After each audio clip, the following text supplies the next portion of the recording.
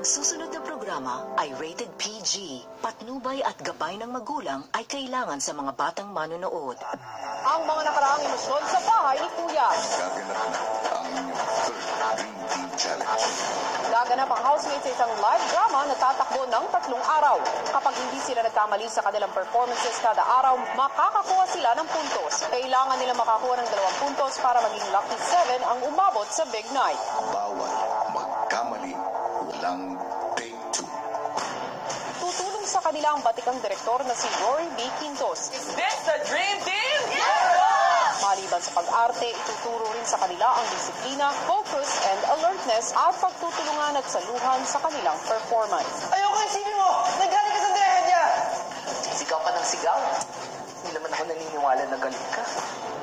At ngayong gabi, sa pagpapatuloy ng huling 2 linggo ng housemates sa bahay ni Kuya, tuloy-tuloy pa rin ang pag-asa sa galing ng housemates umarte.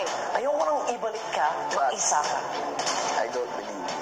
Tuloy-tuloy rin ang mga kasabayang hamon. Para makagawa ka ng cake para sa kaibigan mo, ikaw, Elise, ay magiging production assistant. Abangan ang lahat ng yan dito sa Dream Team ng Pinoy Big Brother Lucky Season 7. Pagkatapos ng unang araw ni Direk Rory sa loob ng bahay, ang housemates muling kinausap ni Kuya. Dream Team, sa gabing ito, malalaman nyo na ang istorya ng inyong live drama challenge dahil ibibigay ko na ang script ninyo. May, nasa harapan ninyo ang script. Kunin mo sa lalagyan. Bata, Andra. My baby. Matapos basahin ang first page, may napansin ang housemates sa kanilang script. Ano, Kuya? Ano to, Kuya? Part 1. Isa lang. Hala! Ano yung nabasa mo?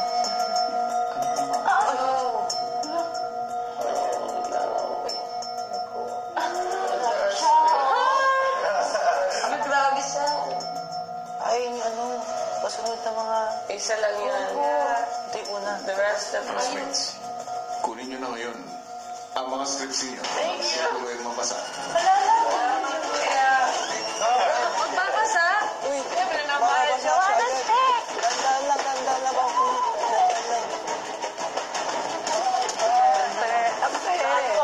Oh no.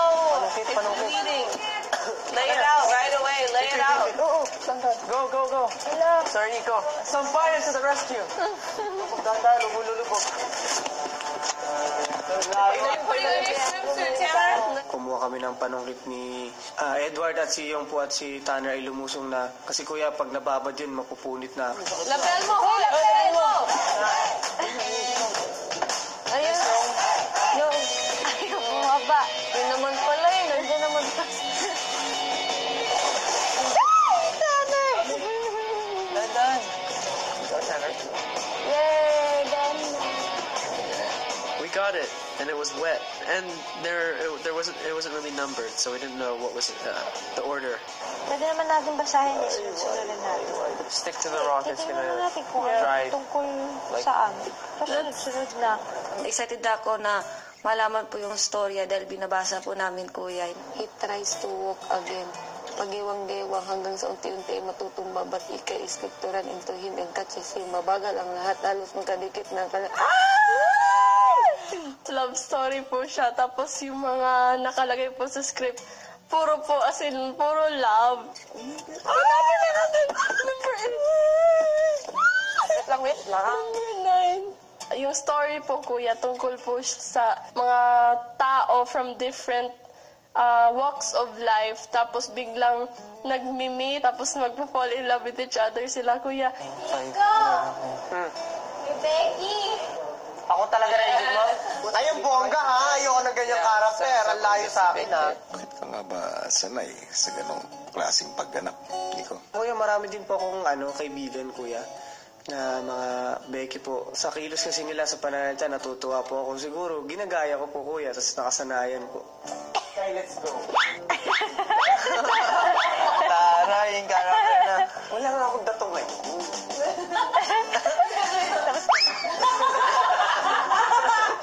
Ano pang nga kaya ang ibang paghahandang gagawin ng ating mga housemates para sa kanilang third Dream Team Challenge? Yan ang sabay-sabay nating aabangan.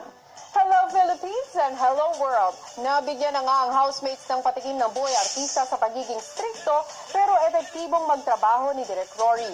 3 housemates na ang dumaan sa auditions pero paano naman kaya pinaghandaan ng iba ang napipinto nilang pagsalang lalo pat narinig na nila kung paano magpa-audition si Direk. At may karagdagang isang buong magdamag para maghanda dito. Narito panoorin nating lahat. Kinabukasan, tuloy-tuloy pa rin ang housemates sa pagbabasa ng script.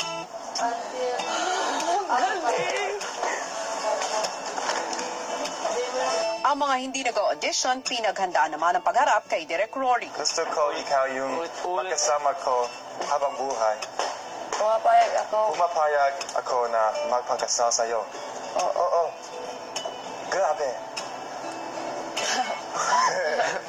Edi wow. Kung nakukuha pang magbiro ni Tanner, seryoso naman sa pag-iensayo si Edward. Pwede bang habang buhay nakitang itakas sa lahat ng sakit? It's a lot of pressure because you want to succeed in the challenge itself, and you want to succeed in making this a big 7 rather than a big 4. Pwede bang habang buhay nakitang So, a lot of pressure, Kuya, but the Dream Team eats pressure for breakfast because we don't have any ulam anymore, Kuya. Pero kahit puspusa na ang paghahanda, tinutulungan pa rin ni Edward ang kasama. Itakas. Itakas. Oh, and it's pasayahin. It's not pasayahin. It's slang apparently. Pasayahin. Like shorten it and Pasayahin. Yeah. And ilayo. It's ilayo. Like short as well. Ilayo. Yeah. Kitang ilayo? Yeah. Di alam ng housemates, kausap na ni Kuya si Direk Rory. Maligayang pagbabalik, Direk. Thank you, big brother. Kamusta? Mabuti. Excited ako ngayong araw na ito. Nag-enjoy ako kahapon. So I'm looking forward to today's auditions. 5 silang natitira. And medyo pupush ko si Maymay at saka si Edward kasi doon sa yung ginawa nilang task earlier of ginagaya nila si Liz Ken. Sa kanilang lahat, parang silang dalawang malaking potential. So, itetest ko yung potential na yan. Medyo ipupush ko yung dalawang yan. Salamat, Direk. Natutuwa ako sa mga nadidinig ko sa inyo. Nang handa na si Direk, sinabihan na ni Kuya ang housemates. Yan. Yay! Diyan na siya. Naghintay na si Derek sa susunod na mag-audition. Pumasok na sa eviction room.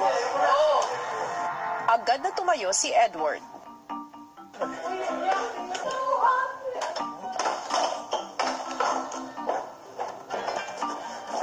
I didn't really know how to feel. Basta I felt nervous.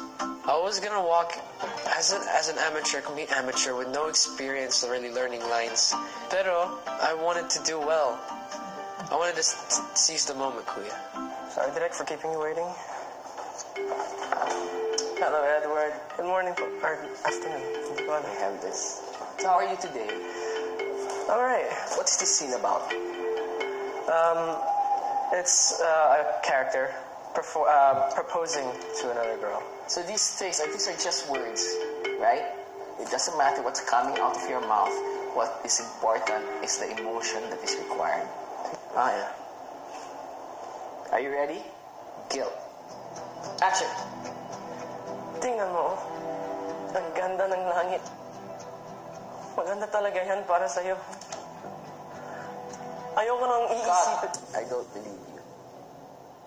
What are you guilty about? A few years ago, there was a girl that I liked and my friend liked. There's the bro code. You don't go after a girl if your best friend liked her before you.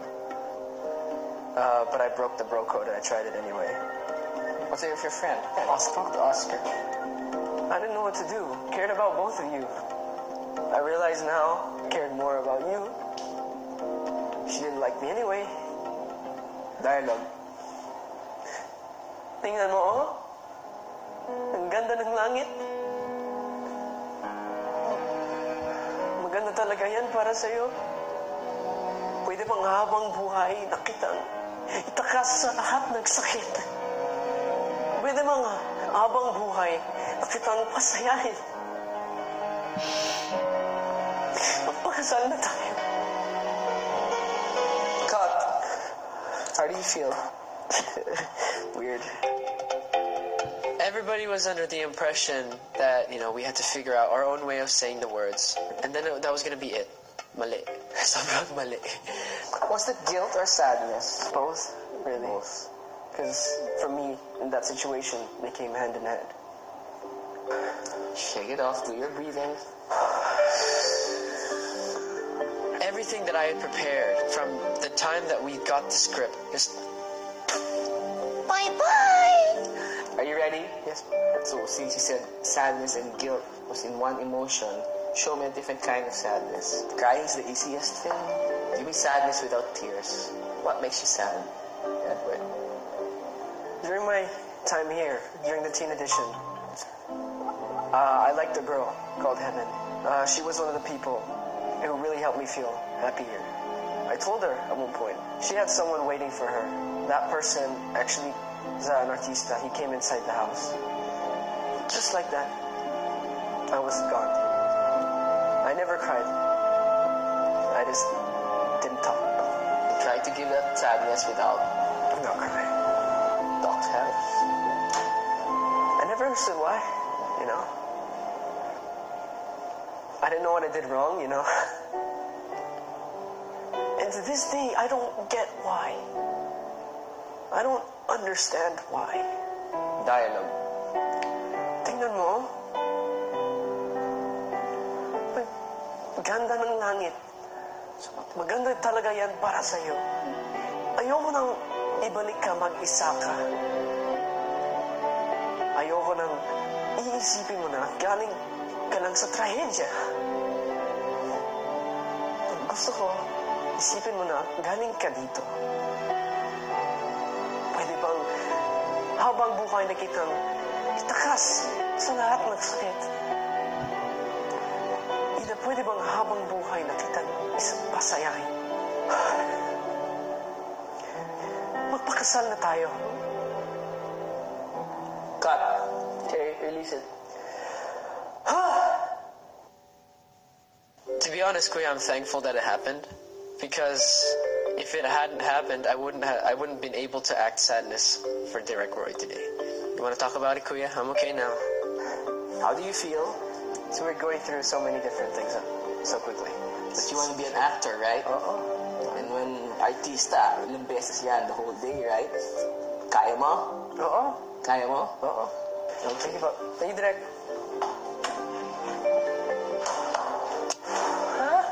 He's the next big superstar, man. Marunong umarte. Kaya to lang, grasp the language para mas maintindihan niya ang sinasabi niya. Oh my God, I'm a fan of Edward. Yung mga mata niya, yung emotions sa mukha niya, tama eh. He has it. And I really, really like him. Susunod! Action. Bakit ganun? Ang mga lalaki, kapag pinibigyan niyo yung pamilya nila ng pagkain, damit, bahay. Cut. Yung acting mo, parang nasa mental.